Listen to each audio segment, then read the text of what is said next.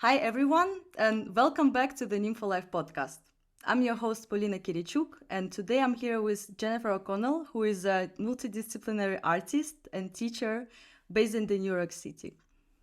Hi, Jennifer. Hi, Super happy to have you here. How are you today? I'm good. Thank you so much for having me. I would like to start by asking you to please introduce yourself, your background, and how you got into art. Maybe first, in general, how did you decide to become an artist? What was your upbringing in that? My start in art is like early childhood. My brothers and sisters and my parents who are passed away told me that as soon as they put a crayon in my hand, that was it. So I've been drawing as early as I've been alive, and I've always just had a practice of it. My dad used to buy me all these supplies every weekend, like crayons and sketchbooks and paints, and my teachers nurtured me in school. And I had a strong music background as well. So the arts have always been really important to me. It wasn't until high school that I decided to really pursue it in college because there was sports, there was music, and there was art.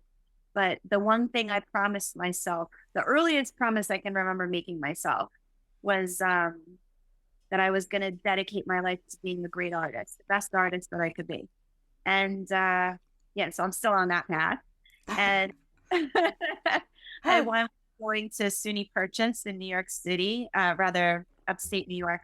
And I majored in printmaking and drawing, and I met some incredible people there. My professors were great. My work was always a little controversial, even at that point.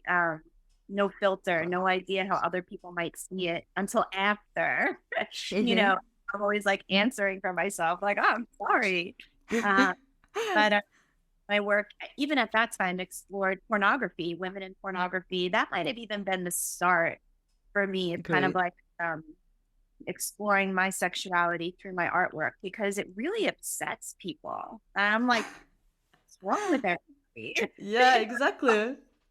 I Like, why is think everybody so upset about this? Or this everybody has something to say and it's not something nice. I had a professor in college who was like, you're just a little girl. What do you know about any of this? And I'm like, let me tell you. all right, then. But clearly, you already have ideas, and like I'm get a fair assessment here or have a conversation that has any open doors for me. But when I actually had Judith Bernstein, who was a professor at SUNY Purchase, became a teacher of mine in drawing. She probably doesn't even remember me, but she changed my life. Like she Wow. taught a figure drawing class, nude figure drawing. It was the first time I had live drawing with naked models, and I mean all kinds Mm-hmm. of body types and all kinds of people too, like um, like femme men and like masculine women, old men, old women, and just like their comfort level with their bodies and being in a room full of other people while they're naked and we're looking at them and drawing them. It's like, it's very, I felt it was very respectful, safe space. And Mm-hmm. after the drawing was over, the model would put their robe on and, whatever, before cell phones and all these things, like go have a smoke break or whatever it would be. And this was, Mm-hmm. I was really looking at somebody's naked body without shame, without judgment from anybody else, and without a real agenda other than to try to like capture it through line and composition, what I was seeing and feeling in those moments. And that was so comforting to me. Um, to be in a room with a naked person and a bunch of other people and like nothing bad was happening. No one was saying anything. I had this one model. She was so beautiful. I mean, she was like a gorgeous girl and she was Mm-hmm. posing and everything was on view and nobody said it. Like people were so respectful as they should be towards Yeah. her. But, based on the way people had said things to me or treated me, and comments that had been made to me around my body when I clothed, you Yeah. know, I, I was afraid for her. And I'm like, my goodness, like, but it was a very respectful scene and it was invigorating, life affirming, and so comforting. And so I would say that's the start of Mm-hmm. exploring sexuality through my artwork because I could see that in a room run by Judith Bernstein, at least, Mm-hmm. um, it was a revelation upon revelation in my mind while I'm drawing.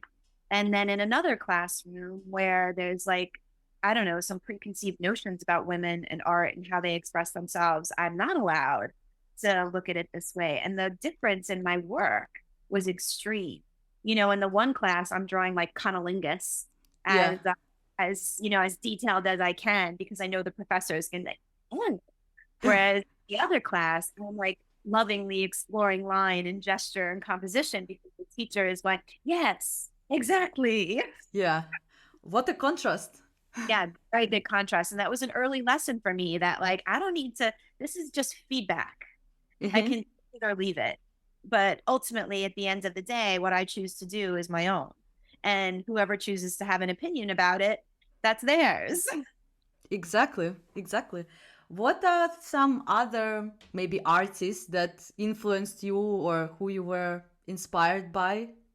Or maybe culture like movies or some inspirations basically that you have in your art. Question because it gives me a chance to like honor my idols, which is something that's so relevant to me right now. The older I get, the more I realize like how much work the people before us do um, Mm-hmm. to allow us to arrive at this moment, to make space for people like me and people like you. You know, Yeah. there's a lot of people out there who did a lot of work before us um, so that we could have this moment. And I'm so grateful to them.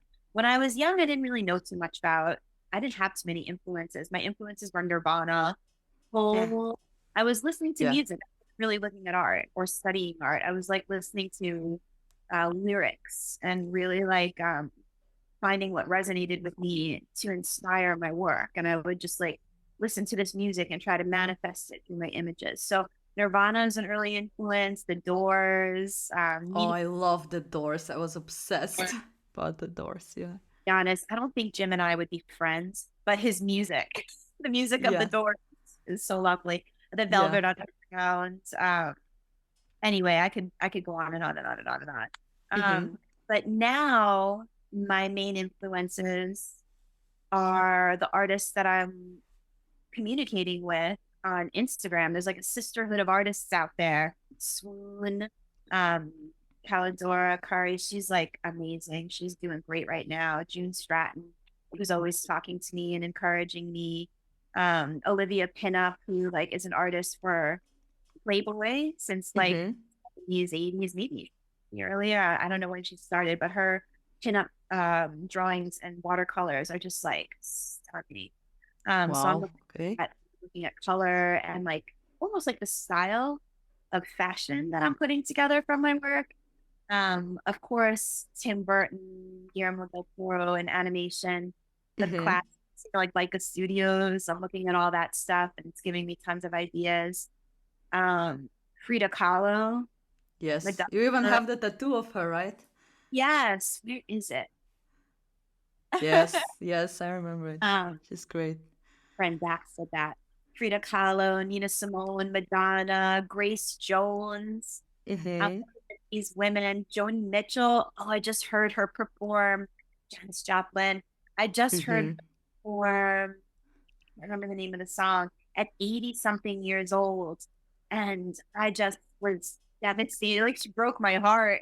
Oh, that's So I'm lovely. listening to this while I'm making my work because it just sets my imagination on fire. So Yeah, that's very interesting because in itself it's kind of a little bit different medium. I mean, sound and music comparing to visual arts, but as you say, yeah, that inspiration is so fluid that even things from other mediums can definitely inspire you. yeah. Tell me a little bit more about the creative mediums that you've been using and where you are now. What have you explored besides the classic painting So and drawing? I started out with printmaking. That's what my Mm-hmm. degree is.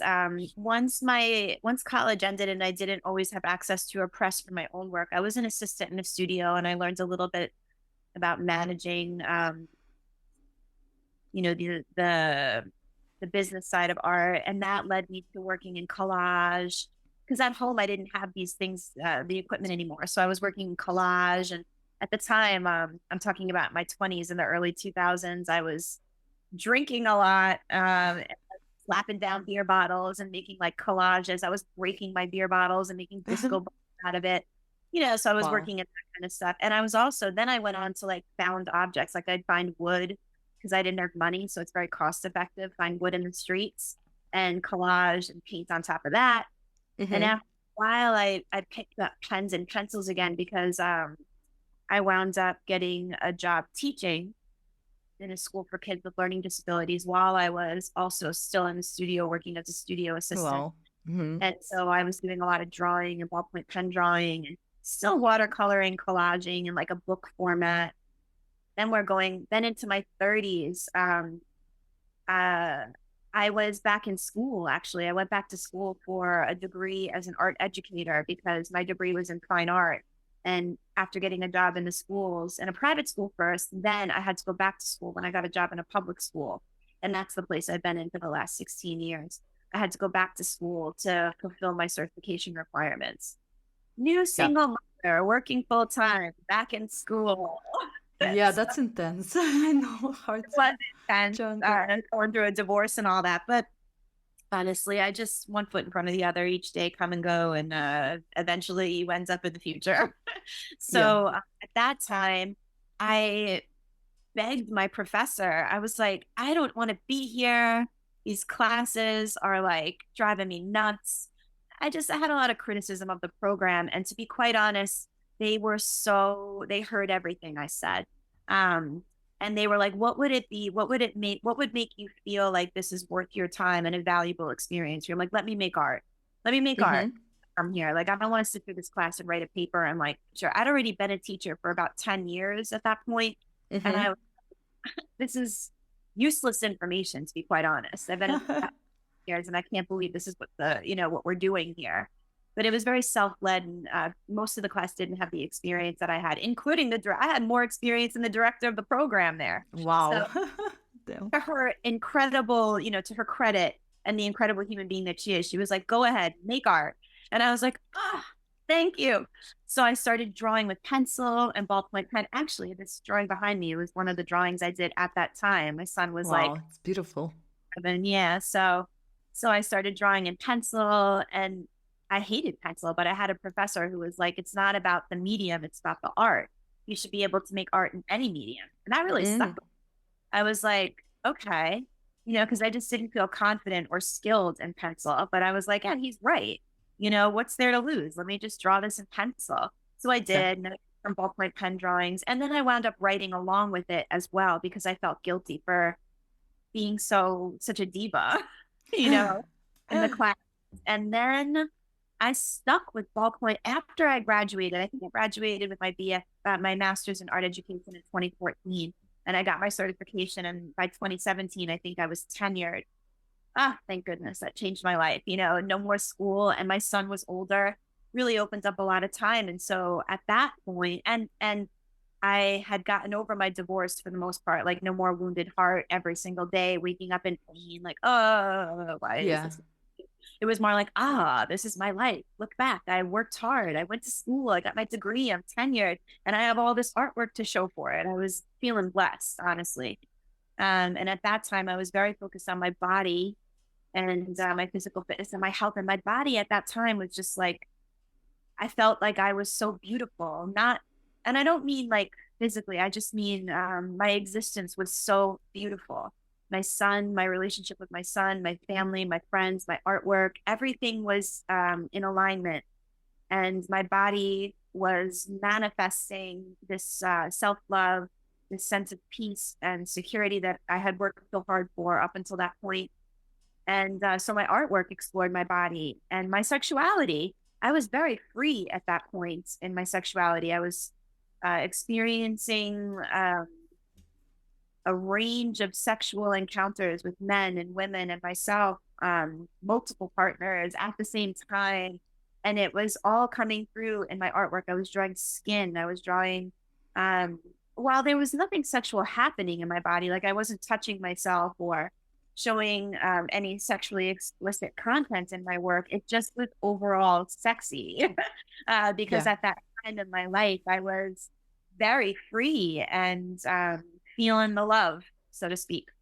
And then that brings us to the sexual assault. I think at that time I was also I was very, very fit. I was training in the judo and jujitsu communities in New York City. I was lifting weights, I was running, and my body was probably the healthiest it had been since I was, before I left college, when I was still an active athlete. I was so happy and blessed. And then this, person from the jujitsu community sexually assaulted me. And it really shook up my entire existence, changed the way that I relate to my art. I had been working intensely in watercolor and ballpoint pen.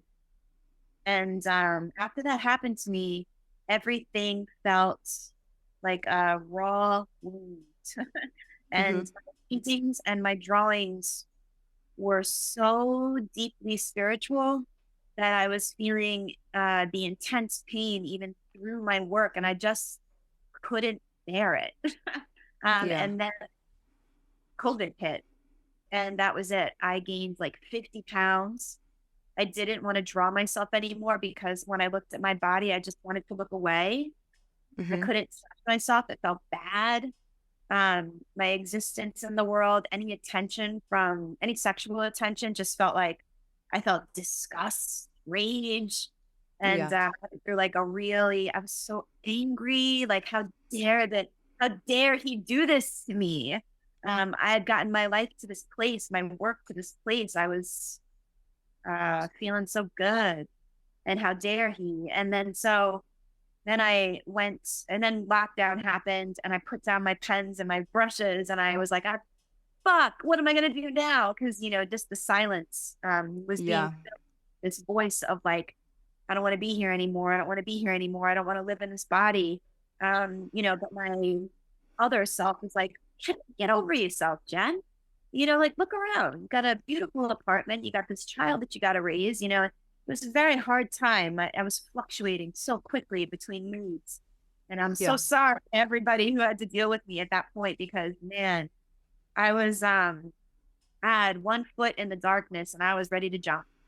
And Mm-hmm. so that's why I was like, I have to try something new. And I went off social media because I went to the police to report this guy, and nothing happened. They didn't prosecute him, and they said they didn't have enough evidence. I had no DNA evidence, and it was Oh. basically circumstantial evidence, and they didn't think that they could get in a they didn't think that they could prosecute him based on the evidence that I had unless he confessed. And I wound up going on social media and outing the guy. I said his name, I Yeah. put his up there, I put pictures of everything because I was like, people need to know about him. He was an Of course. influencer of the community that I was part of. And he has access to a lot of vulnerable people because he's a high level black belt in the jujitsu community at that time. I think things have happened since then. I haven't kept up with him because I needed to move on with Yeah. my life. I left that community. It was a very confusing time. And the aftermath of calling him out on social media was almost worse than the sexual assault itself because of the things Really? just because of the things people were saying about me. They didn't even know me. They called me a whore, a home wrecker, a Oh my liar. God. Like my reputation and my hard work didn't do anything to help me in this situation.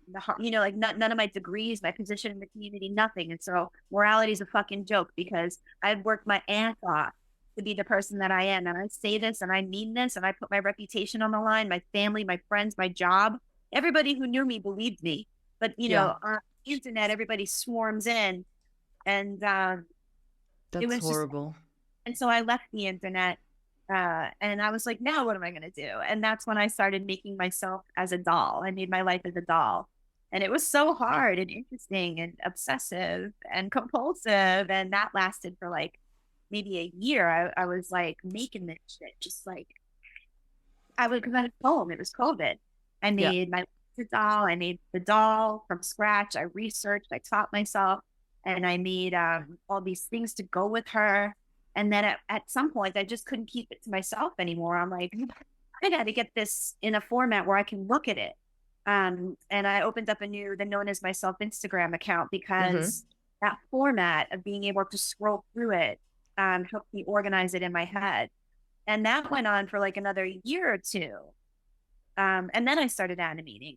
I found the stop motion studio app on my phone and I taught myself how to use that. And I got such good feedback. I had only a couple hundred followers for the animations, and I had pretty much, I was still drawing and painting, but it was like to inform the animation. Mm-hmm. I realize now in retrospect is that I had already created this entire story. It was already done through my work on paper. And I Mm-hmm. was iterating. It was just a new version of the same story because, of course, duh, it's my story. So how could, like, Yeah. I'm only figuring these things out now. Mm-hmm. Whereas other people who, and this is one of the most beautiful things about social media and having such a beautiful, loyal, and artist-based following. My followers are artists and musicians and gardeners and teachers and activists and everyday people. And the most Yeah. lovely thing about it is their feedback is they're able to articulate what I've been doing, but unable to put into words myself. And so I'm like, oh, thank you. Because that's like they're pushing. I'm like leaping forward off of their bounce. They're like, go, come Yes. Yes. on, That's okay. great. And so now animation has taken hold. And over the course from 2020 to now, we're almost in 2024, everything I've done has been trying to bring to life this vision that I had.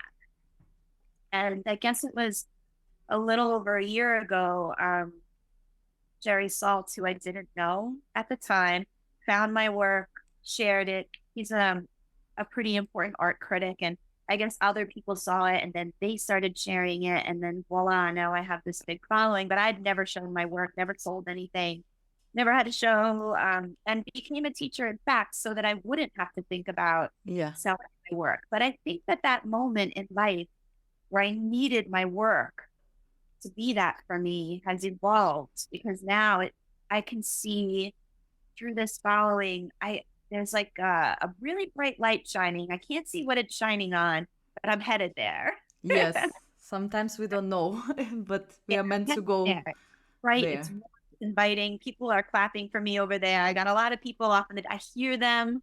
I'm going there. Yeah. Tell me a little bit more, please, about your animation work. I love it. I think it's something that I haven't seen.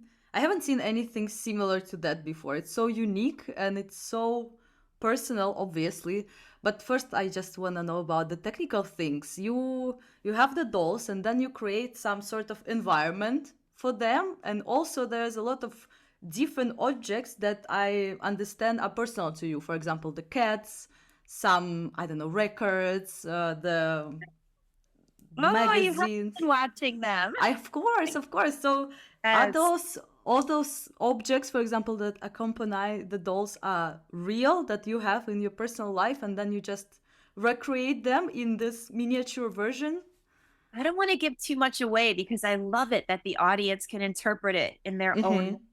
But I will say that there's a symbolic vocabulary going on there that is unique to me. Like when I sit down to animate, I am just an artist. I wouldn't, maybe I'm becoming an animator, but I'm just an artist. Like there are animators out there who are just incredible. But what I'm doing is I'm making these environments, as you say. I stopped making my own doll a while ago because it couldn't do the things I wanted it to do. And I found a way to support other artists by buying Mm-hmm. these quotes from them. And for a while, I was sculpting the head. But even that, like once I had a gallery show, I was like, I don't know that that's the most important thing. The most important thing is like um, bringing to life a character in the best way that I can. And that might not be through my own sculpture in this instance, because I want it to be consistent and replaceable, easily replaceable for a while. Mm-hmm. Because I don't know, I have some peripheral vision. So yes, I'm using these ball jointed dolls and I bring them to life. I make them clothes, I color them, I make them hair. And the things that I surround them with are like a symbolic vocabulary, the records, the heart. There's a spirit set of animals, like they're not living, but they're always there. They're a source of comfort and warmth. And sometimes like they express anxiety or excitement or fear or like peaceful joy. And now the cats have entered the scene and they're just kind of always napping and all over the place. just a reminder of the soft reality that I come home to after going out into the cold and harsh world out there. This is, a source of comfort. And then Mm-hmm. there are the books. And I got to look over there and see what I've got. The candle, my brushes, my art supplies.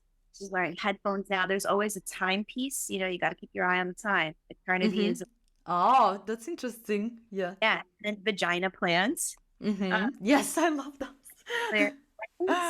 The there's pipe. forever. And then there's my carnivorous plant, for a blood sacrifice. And the rooms are important too. There's a bedroom, a kitchen, a living room. Now I've branched out to outside. I'm working on Old Town, Prague. Oh wow. I'm super excited about it. That's not easy though, right? There's so many like unique No, it's buildings and one backdrop, uh-huh. and I'm just trying to get the sense of the old worlds that I walk through, when I travel. Yeah. And then Paradise City, which actually I got to include Slash in. Holy shit. Wow. Holy shit. He has his Where own doll as well. and so that was just like mind blowing. I got a DM from him and I'm like, wait a minute. Yes, because Wow. like he's a cat lover. And that was when I like rescued these kittens. And I was like, I need money to help pay the fucking vet bill for these cats because it's so expensive in New York City. And Mm-hmm. so he DM'd me. He's like, I want to help with the kittens. What's a grim? Because I was selling a skeleton, skeleton dolls. And I Yeah. was like, oh, you want me to make a grim? Wow. That's And I'm crazy. like, every day. I'm like, so da, da, da, da, da, da, da, da. And then he encouraged me to use his Grim doll. I made a Slash Grim. He's like, you can use it in any capacity, in any way you want. I was like, That's oh, so cool. yeah. And just getting to talk to him was so cool. I mean, what a boost. All those scenes and or situations, how do you approach it? Was it maybe before as you were thinking of specific situation, and now has it evolved to creating some narrative? Because you mentioned that you are planning to maybe do even a movie based on the scene. So are you thinking now in terms of all those scenes kind of being connected into a narrative, or it's still somehow for you for now individual? All those I think it's recreations. flexible. And my creative process around the narrative has evolved and goes in cycles.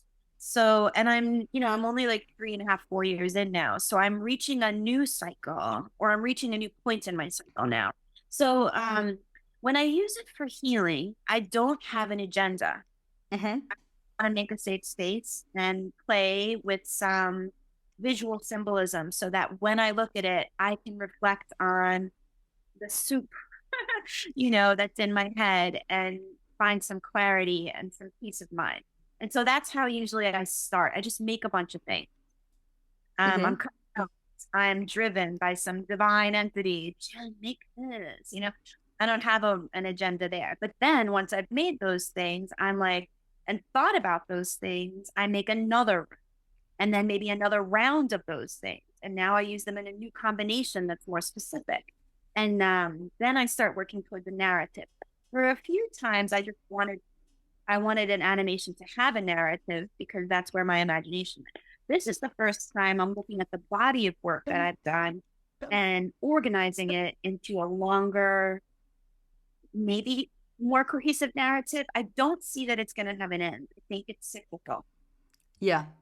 What I've discussed with my son, hopefully, is like, how do I independently keep control of my creative process so that I can make whatever I want without being influenced by or um, taken off this path that I'm on, which is to live forever through my Yeah. work, my story, and to heal. Although I don't believe that the older I get, the more I realize like healing is just an ongoing thing. And I don't think that I'm ever going to be like, I'm healed. Voila. I don't think that's ever going to happen. But I do think that there's a process by which I can understand and give meaning to the moment. And that's Yeah. good enough, you know? So I think what I'm going to try to do with my narrative is try to become the owner, director, animator, and producer at some point of it because I'm looking into Patreon and having my son run Patreon and only show my animations there so that I can generate income to keep making it. And if that generates enough income to keep making a series, hopefully I can be in control of the concept and then whatever happens to it from there. So that's where I'm at with my narrative. And I guess concrete answer, yes, I'm developing a narrative now, um, for a work of art that hopefully is about 60 minutes long, that I can then share with a wider audience. I don't know how yet. I have a few people trying to help me figure out how to take this to a bigger stage where people in the film industry might give me work that I can Mm-hmm. then for other artists. You know, it's like really important for me to create creative control for myself, but also a community of artists that I can support through my work. Which is what I do in a classroom every day. Yeah. Perfect. And I think it's so inspiring for many people, the work you're doing on your art. And as you said, healing is an ongoing process, but having this as an outlet for healing your art is a great way, I guess also for, first and foremost for yourself, but also for other people to feel not less alone if they share some similar experiences. And my, I guess, final question in this first block of this podcast would be, what piece of advice would you give to people who also deal with sexual traumas to overcome it somehow, to heal, who maybe are not artistic? Like what are some other things that you think could help to process this and to get, let's say, more comfortable in your body, and what things have helped you beyond art for someone who might not be skilled in that? Want to be careful about my answer because sexual trauma is heavy. And Yes. so the first thing I would advise is if it's available, get a therapist. Like find a good therapist, who will listen without judgment and help you to find your own path towards healing because I just don't think it's going to be the same for everybody. Yes. Another piece of advice would be taking care of yourself. Just like basically, like, and I struggle with this. It's my biggest struggle is just take care of your health. Take care of your skin, take care of your hair, take care of your body. Look in the mirror. It's very Mm-hmm. hard. Feel your heart, feel your body, touch yourself. These Yeah. things are so now these are things that are still challenging for me to look at my body, to touch my skin, um, to embrace myself with a uh, loving touch, a loving stare, and kind thoughts, warm thoughts. So to try to take care of oneself and to set some goals and then achieve them. Yeah.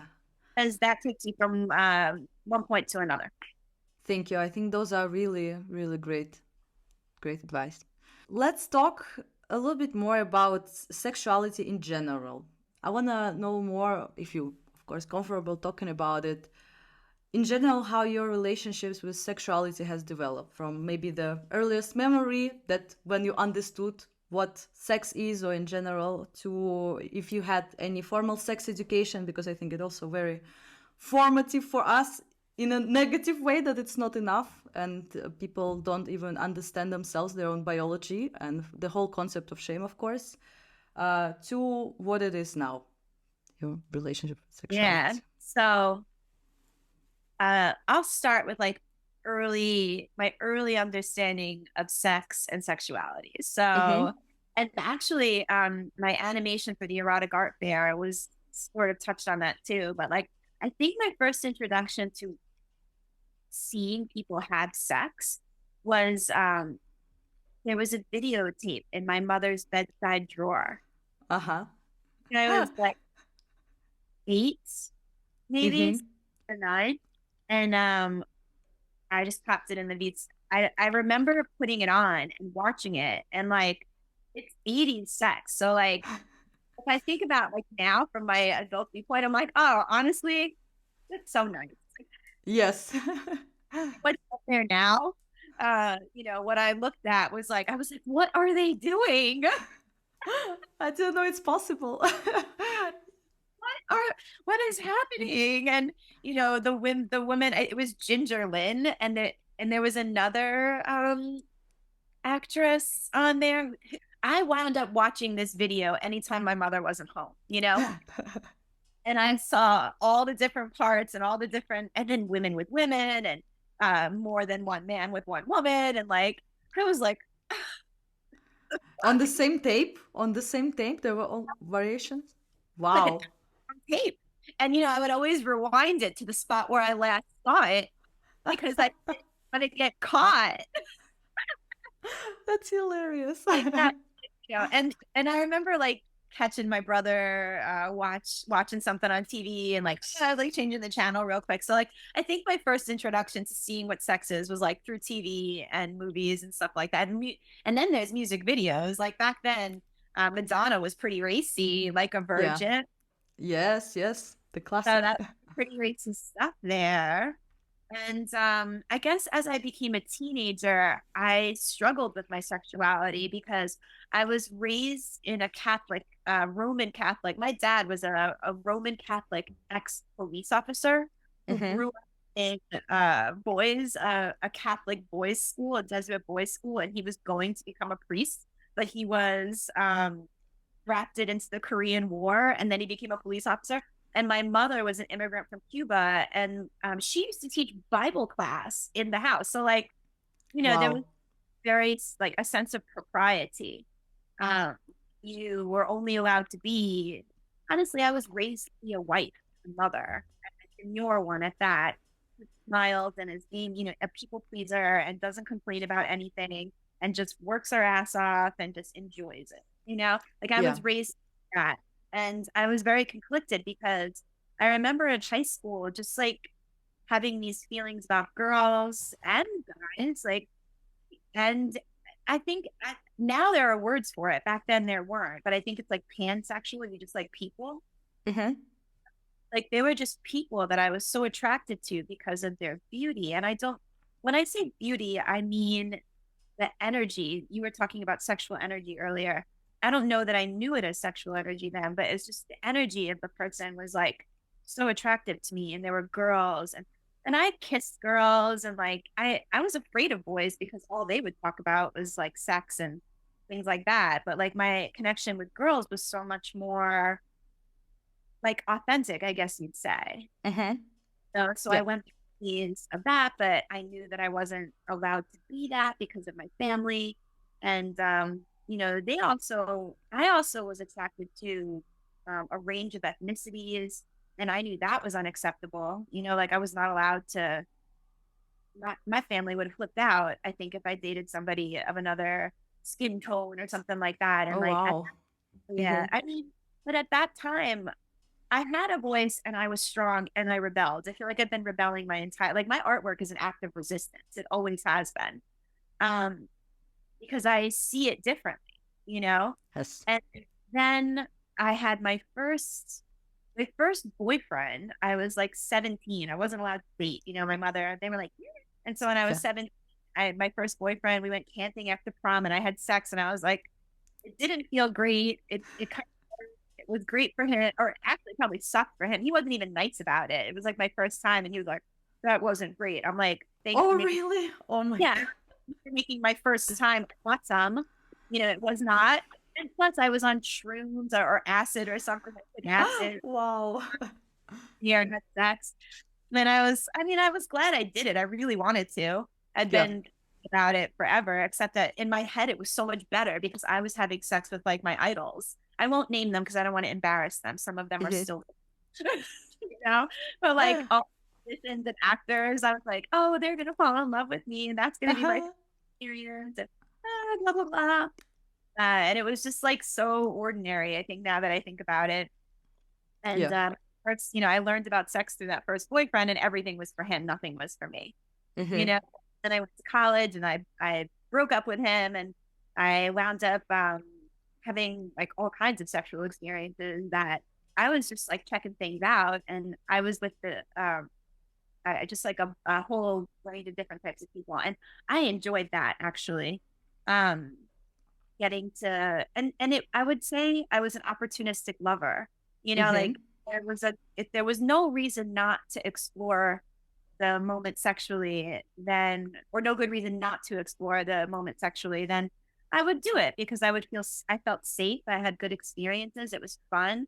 And I had no real bad experiences. I was still friends with all the people, um, that I had these experiences with. And Yeah. then I was in a monogamous relationship with a guy who became my ex-husband, and we Mm-hmm. were together for 13 years. And so sexuality was about being um, his partner, and I loved him, and it was very loving.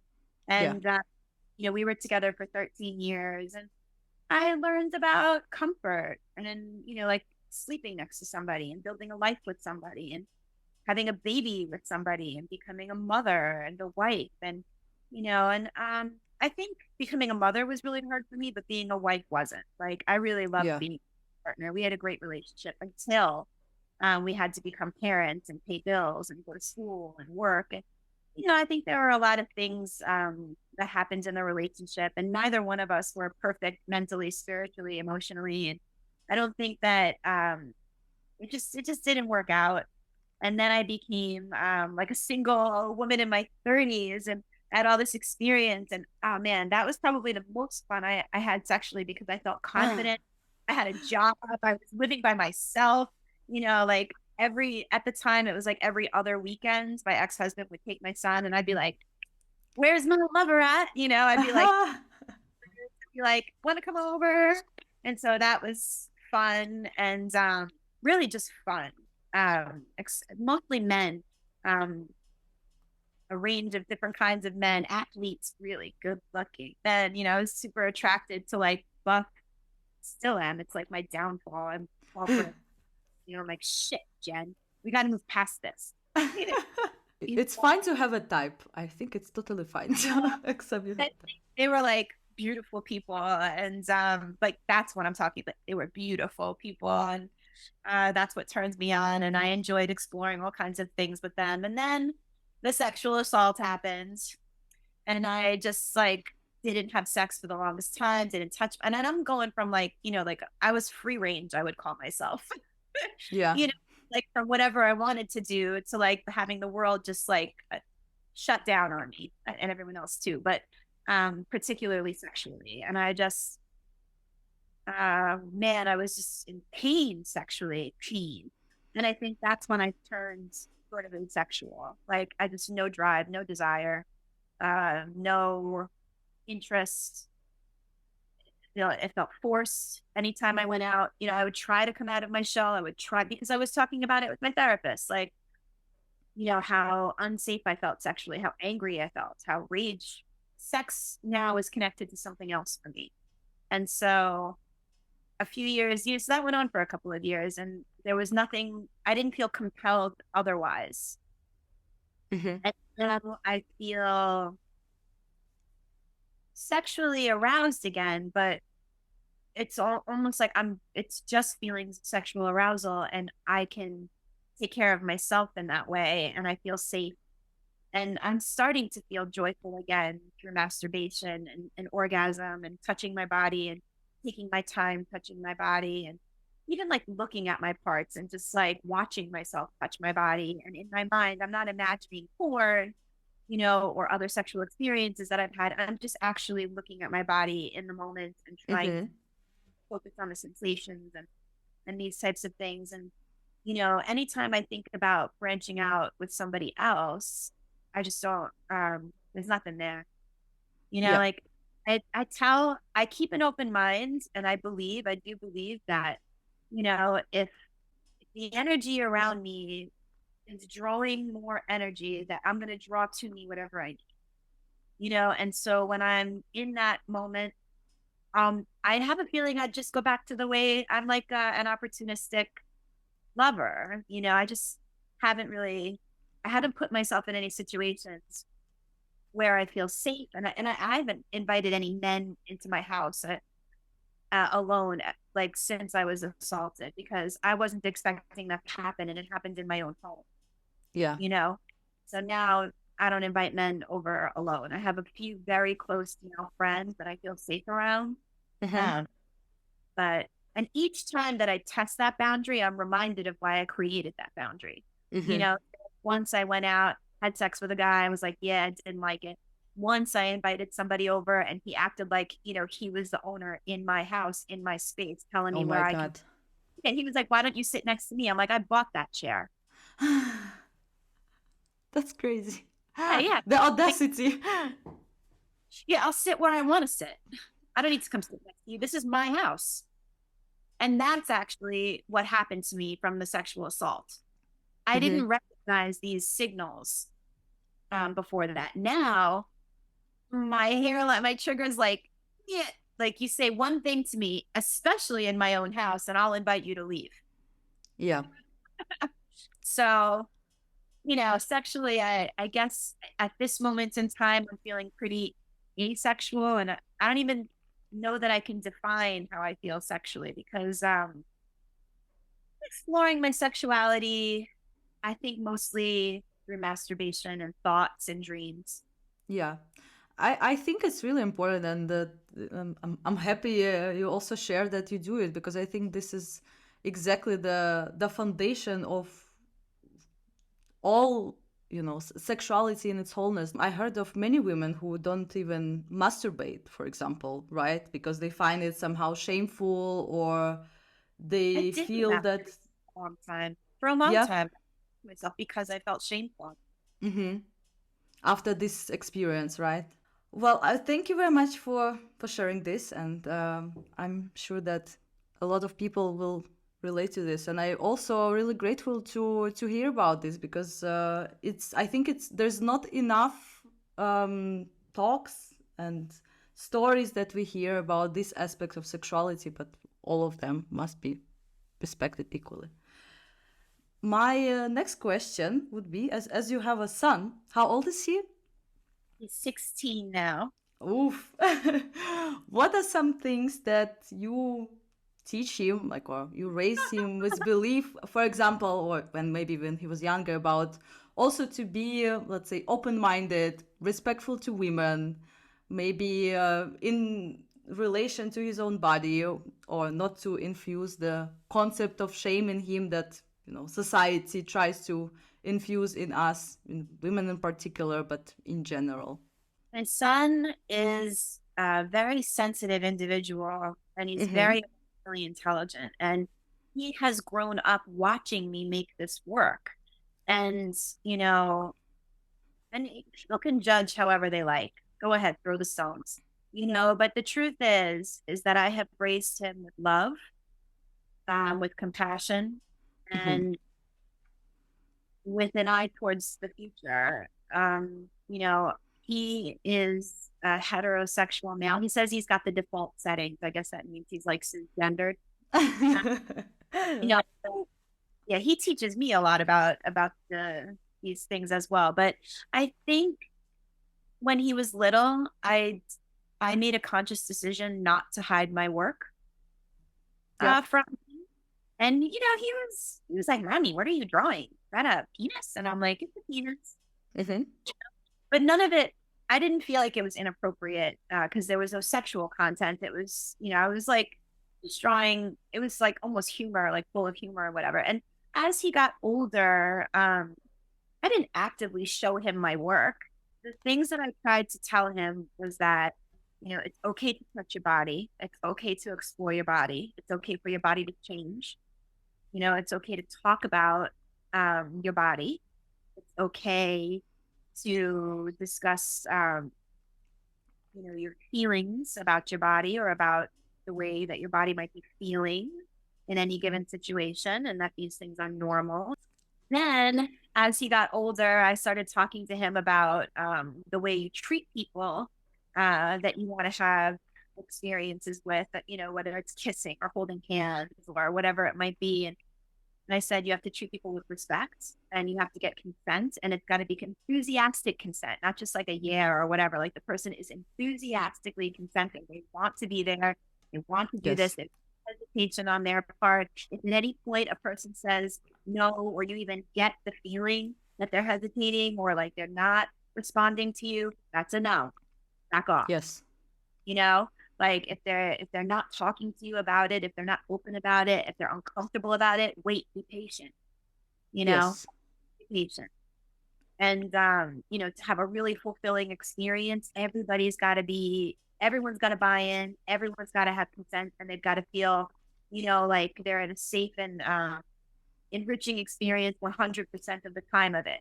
Like if at any point the person is saying, no, I don't want to do this, or giving any kind of vibes, and that's it. It stops and you wait until the moment is right. Well, those are some definitely great tips also for parents in the moment and for future parents. And I think because it is formative for how your parents are talking to you about your body and sexuality, and also I feel that if only all kids could come to their parents and tell about something, even like some problems that they face, and knowing that they're not going to be judged for that, then the world would be a better place. I think that's what is missing many times, that you don't even have this trusting relationship to come to your parent when something goes wrong or you need support. Okay, to wrap this up, moving on to the last topic that pretty much, I guess, our shared pain for you as an artist and for Nympho Life, my project, which is the censorship. Censorship not only on social media, which I believe still the social media is still in some way the reflection or maybe exaggerated version of what is going on in real life. Tell me about your challenges that you face in relation to the judgment of your work, or like unwanted opinions, censorship on social media, and what you face in real life in relation to your Unwanted art. opinions, uninvited opinions. Yeah. I didn't really think too much about censorship before this thing happened to me at work because I wasn't sharing my work on such um, a wide platform, or I didn't have such a wide platform. And before that, I'm used to people saying stupid things to me about my work because it deals with, a woman's body. And so I just kind of like in one ear and out the other. But right before my account kind of blew up, I had an incident at work where I was asked to censor myself because I had a student who wasn't doing any work in my class. And Mm-hmm. so I reported on it in our online grading system. I reached out to the child's family. There was no response. And I wanted to give the child time to improve in my class. So I wrote to the administration directly. And lo and behold, they're like, we want to talk to you about your concerns about this student. I'm like, okay, great. I've been waiting for this. So they schedule a meeting with me, and it's like the two guidance counselors come into my classroom. Two guidance counselors come into my classroom, 2-on-1 again with me. I'm thinking they're going to talk to me about how to motivate the student to do work in my class. And they say to me, so he's seen your artwork. And I'm like, what are you talking about? And they're like, well, he feels disturbed by it. He's like profoundly disturbed by your work, and he can't focus in your class. And so, he can't do any work. I'm like, what are you talking about? Like, well, he looked you up on social media and he saw your artwork. I'm like, so what? And they're like, well, your work's very accurate, and like, these are teenage boys we're talking about. And, And you know, how you're old? Yeah, sorry, how old are your students at your art class? 11, 12, and 13. And they're like, Uh huh. you should be thinking about your young male students when you're sharing your work. I'm like, no, actually. Then I started to have like a panic attack because I have PTSD after the sexual assault. And so I felt a panic attack coming on, and I felt, like it's hard to breathe. And I was like, no, I should not be thinking about middle school boys when I'm at home making my work. That would be really fucked up. I don't Yeah. remember what my words were, but I was like, no, I absolutely don't need to be considering middle school boys when I'm at home making my own work. And I absolutely do not need to be thinking about their feelings, when I'm in my own artistic process and my outside of school. Like you're telling me that this kid went and searched me up online and didn't like what he found, and somehow, he's so disturbed he uses it as an excuse to not do work in my class, and you're going to blame me Mm-hmm. for that, for the kid not doing work? They're like, no, you did everything right as a teacher. And I'm like, great, then why are we having this conversation? They're like, well, we think it would be better for your career if you went private. I'm like, no, like this is my work. Like this is my healing work. Sharing this work is my healing work. No, I will not hide under a rock. Yeah. No, and they're like, your work is beautiful and it's very accurate. I'm like, how would you know? You've seen my body? This is so expensive. I'm like, this is Yeah. such an expensive conversation. And then I had a full-blown panic attack. And they're like, your job is safe. I'm like, it is? Because it doesn't feel very safe, and I'm like, thank God I have a meeting with my therapist. And it's Yeah. so, and like after that day, then work became an absolute nightmare for me because I screamed bloody murder about this. That I was sexualized by my colleagues, that I was accused of some kind of wrongdoing by my colleague, that something about my making art on my own outside of school was wrong, and that it was detrimental to children, especially Yeah. male children, and that I should censor myself, to as not disturb their delicate senses. I'm like, that is not my responsibility. It is the family's responsibility for them to monitor their children and their use of social media outside of school. None of this work is hanging in my classroom, Yes. nothing. But what an opportunity wasted. Here you've got an artist unafraid to explore the deepest depth of themselves. And now I'm not even allowed to like present that or talk about that because I'm afraid I'm going to be accused of some kind of wrongdoing in my classroom. Not only that, but now that I'm doing well, my artwork has this recognition. Like now I can't even share my prestige, should I get some, with the school because, they're telling me, they're like, and then so I filed a complaint. I screamed bloody murder, and they were callous and they ignored me and they admitted in emails that they were silent on purpose. And I'm like, you got to be kidding me. Like no one ever said that they didn't do what I said they did. So that Mm-hmm. created nightmare at work for me because, and then the students started spreading rumors. Oh, and then I got COVID and I took off for a week. So like after that whole thing, the students were like, she got fired because she draws herself naked.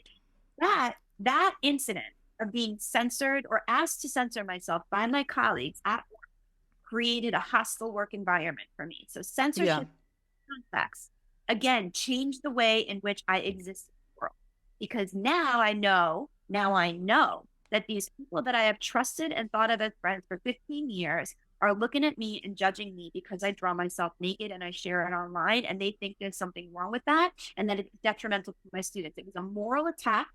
It was a moral judgment on me. I didn't ask for their opinion. I didn't ask for their advice. And I did not bring my work, to the table. Yes. They brought it to me and they tried to use it against me.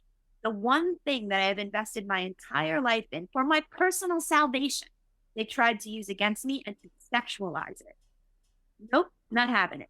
So after that, I went wild. I posted all kinds of boobies on yeah. Yes. Yeah, I all kinds of boobies. I paid tribute to all of my idols. I was like, thank you, all of you women out there who have taken the hammer before me and who have been like, fuck these people, fuck this point of view, because it creates an unsafe environment for vulnerable people who are trying to understand who they are in the world through their art. And I was like, here I go again. I'm about to become a warrior, on this platform now. And then about a month later, Jerry Saltz found my work and it got all this recognition. I was like, fuck you, motherfuckers. Yes. And so yeah, a year later, so nothing happened last year with that situation. And now that I have this big following in tandem, my work is starting to be censored by Instagram since it got taken over by AI, I guess.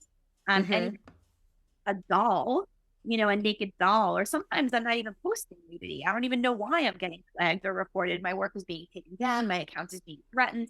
And, to be quite honest with you, there is nothing sexually explicit on my account anywhere except for the naked body in a drawing, a painting, a reference photo, in an animation, and if these Yes. are the things that people are worried about, listen, if I've seen what's out there and so has everybody else, my work is mild in comparison to Yes. what is on the internet. It's about personal healing, personal salvation through the creative process and finding love for oneself, including one's body. So these things working in tandem with one another have created a rise, revisiting of my PTSD because, now I know that these people who I thought were my friends and trusted allies are not, that they are a bureaucratic administration, that they say they are progressive, but they are not progressive.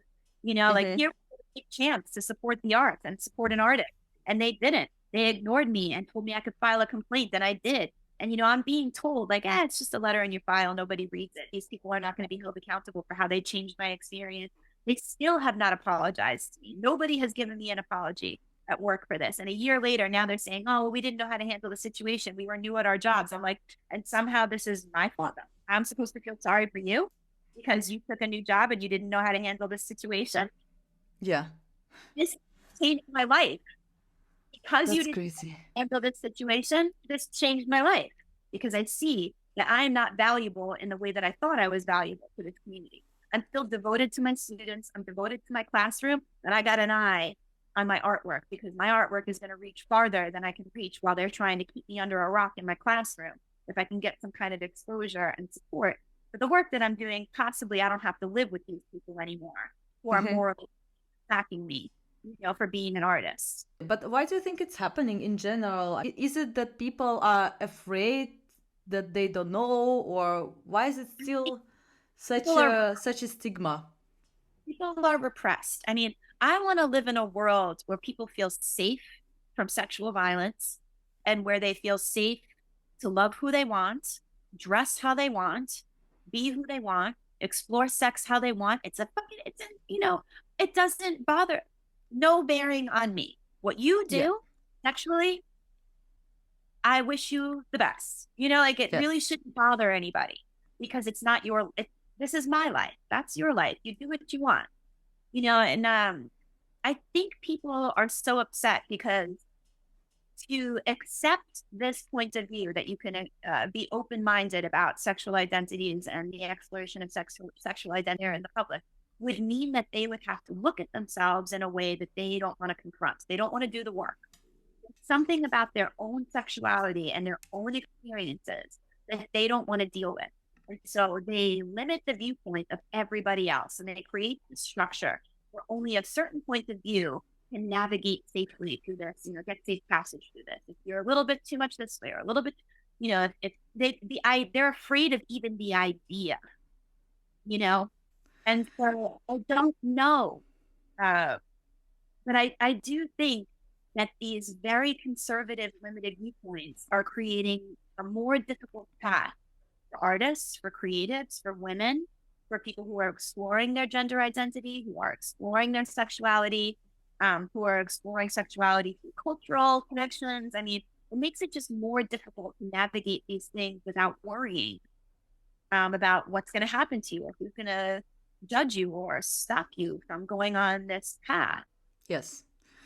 Well, my hope is that with more brave people like you who are not afraid of all those challenges and push through all the uninvited opinions and criticism, it will be changing for the better, because otherwise I don't want to believe in that it'll be getting worse. I think it already kind of was more free before, and now it's again kind of the downward spiral of it again getting more censorship. But I hope that it will change, and I really hope that all those platforms where we show the work, they will also become more liberal, or let's say less censoring. Otherwise, they would just have to die with more liberated platforms coming into existence. Eventually, someone will make a more liberated platform. People are innovative, and Exactly.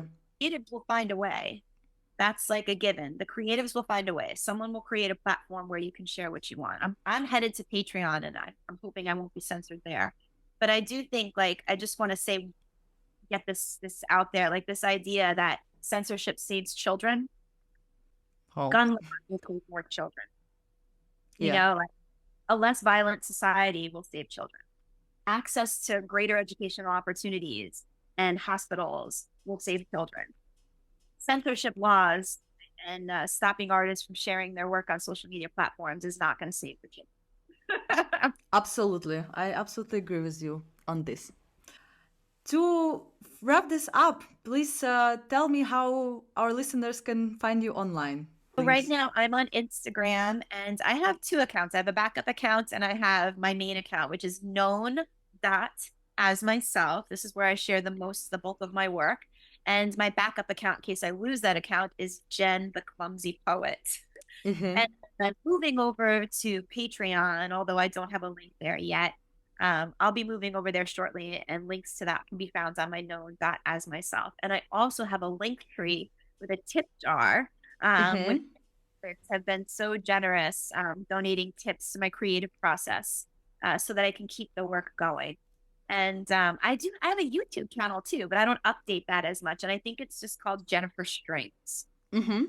I will make sure to include all the links also down below in this episode. And also, just to remind everyone, please follow Nympho Life, this podcast. So it's at nympho.life on Instagram, and also subscribe to this podcast. I hope to have more guests like Jen who are free, creative, and make this world a better place and inspire people. Thank you very much, Jen. It was Thank amazing you. to have you today.